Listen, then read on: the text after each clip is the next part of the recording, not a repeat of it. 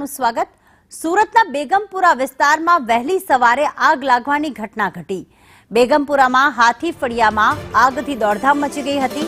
મકાનમાં ભીષણ આગ લાગતા દોડધામ મચી ગઈ। ફાયર વિભાગ દ્વારા આગ પર કાબુ મેળવી લેવામાં આવ્યો છે। બેગમપુરા વિસ્તારની આ ઘટના કે જે વહેલી સવારે હાથી ફળિયા વિસ્તારમાં આગ લાગવાની ઘટના ઘટી હતી। મનીષ વધુ વિગતો સાથે જોડાઈ ગયા છે। મનીષ, આગ લાગવા પાછળનું શું કારણ છે અને જ્યારે મકાનમાં આગ લાગી ત્યારે અંદર કોઈ હાજર હતું કે કેમ, શું વિગતો આ ઘટના અંગે?